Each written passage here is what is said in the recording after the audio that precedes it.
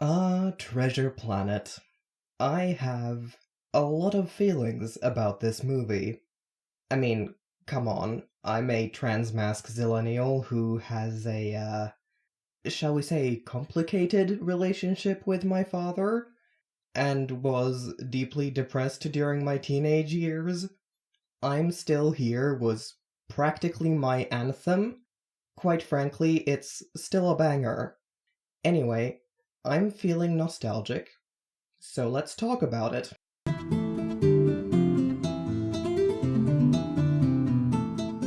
In case you're unaware, Treasure Planet is a 2002 animated movie based on the book Treasure Island by Robert Louis Stevenson, but now set in space, though still with your classic galleon-style ships. Honestly, the aesthetic of this movie is phenomenal, and it's almost criminally underrated. Of course, me being me, the primary reason I want to talk about it is its depiction of Long John Silver, who has exchanged his peg leg for, well, still a peg leg, but much more advanced, as well as a whole host of other cybernetic prosthetics on the same side of his body. His iconic and trend-setting parrot has become a small shape-shifting entity named Morph, who still parrots stuff and is absolutely adorable. That's it, you little squid. You little squid. You little squid, squid, little squid, squid. But we'll get back to John Silver later. There are other things I want to talk about because I actually do love this movie a lot. I may have discovered it about a decade late, but refer back to the opening. The whole thing struck an undeniable chord with me. Even if it hadn't managed to hit so personally, though, it's also absolutely stunning.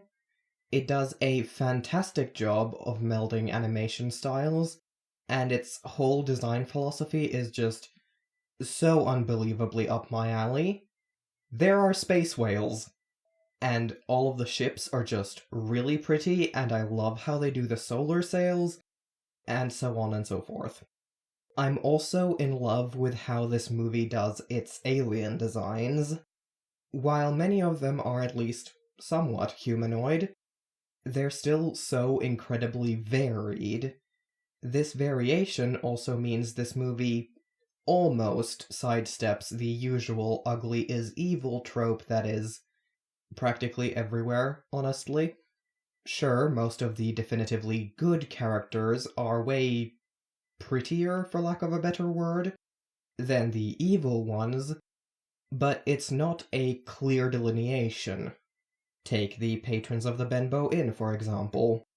Even Dr. Delbert Doppler, of iconic Star Trek reference fame. Dang it, Jim, I'm an astronomer, not a doctor. I mean, I am a doctor, but I'm not that kind of doctor. I have a doctorate. It's not the same thing. You can't help people with a doctorate. You just sit there and you're useless. Is more of an ugly cute. A little scrunkly, you know? Actually, the only really pretty alien in this movie is Captain Amelia, and she's prettier than the human characters. Speaking of Captain Amelia, though, I adore her so much. She's the kind of character who often gets presented as someone who needs to be knocked down a peg. Women in positions of power in media often are. Captain Amelia, however, doesn't ever really have that happen to her. Her arc isn't about becoming more subservient, it's about accepting help, and not judging a book by its cover.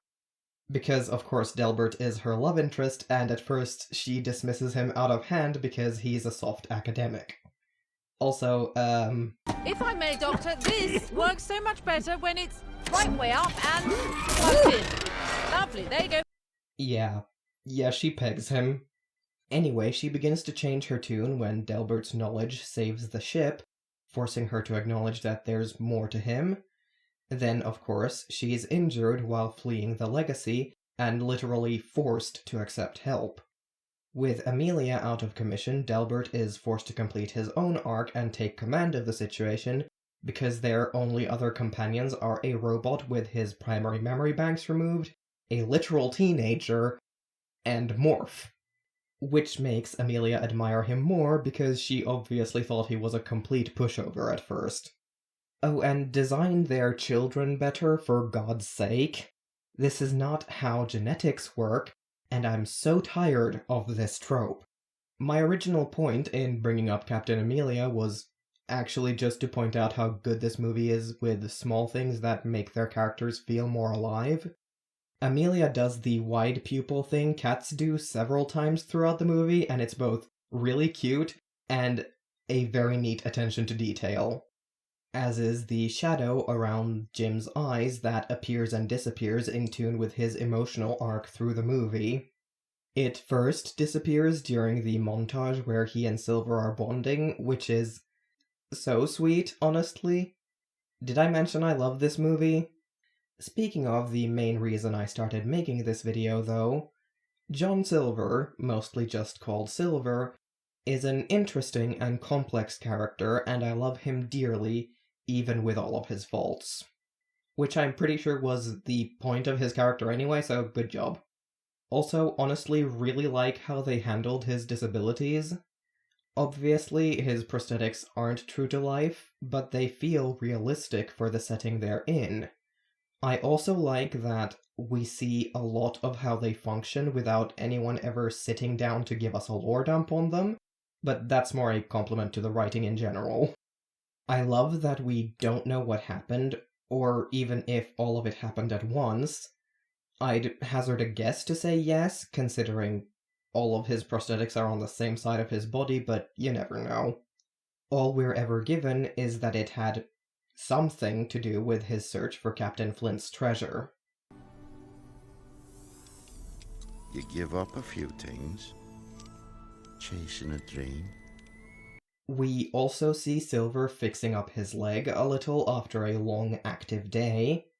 Sure, it's just Morph turning into a spanner to help him tighten a loose nut, but it's one of those details that makes his prosthetics feel so grounded. I also love that Silver has his own jokes and levity around his prosthetics. Since they're, presumably anyway, semi-permanently attached, the usual classics don't really apply, but he does things like pretend to accidentally cut off his other hand, or playing around with the many, many settings. He's obviously comfortable in his body as it is now, even though the event or events that led to it being necessary were traumatic. Which it obviously was, even though we don't know the details.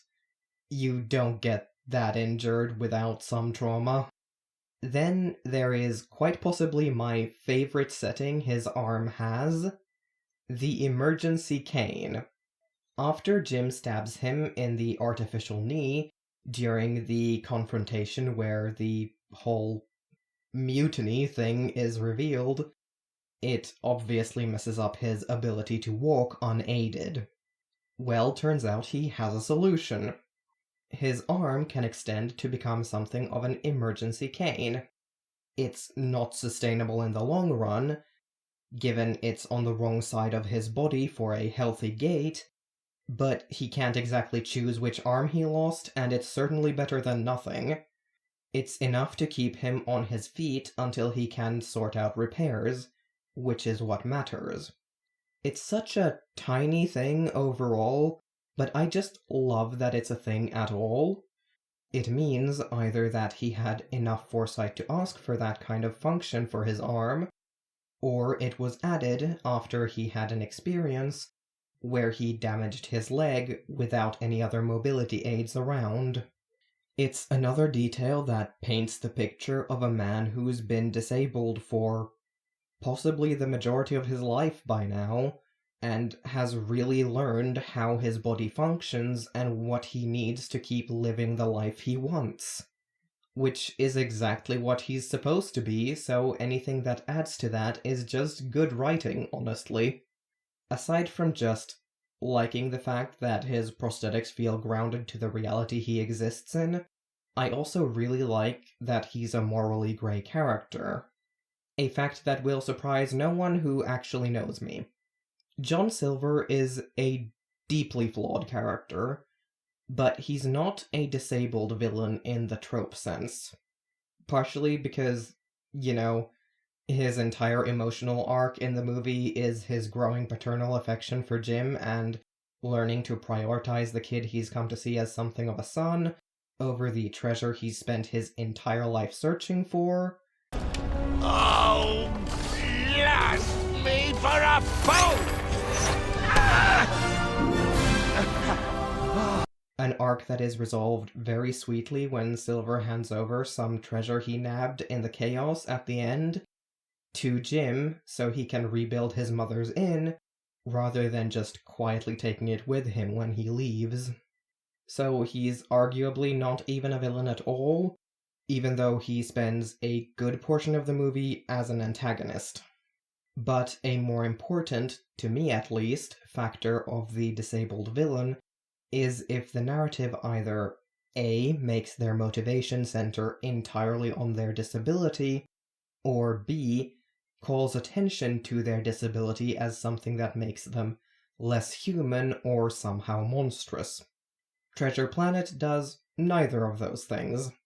Silver's motivation to find Flint's treasure explicitly existed before he became disabled, so that's that motive hurdle cleared, and we spend the entire movie watching Silver be extremely human, despite the fact that he's not.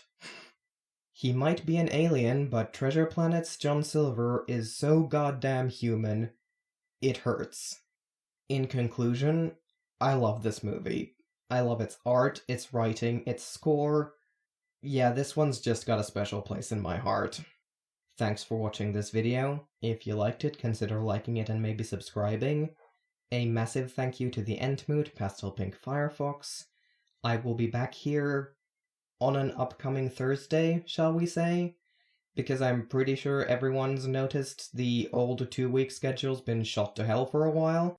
So I figured let's give myself some leeway both for projects that take more time, and to give myself some grace when something inevitably goes haywire with my health.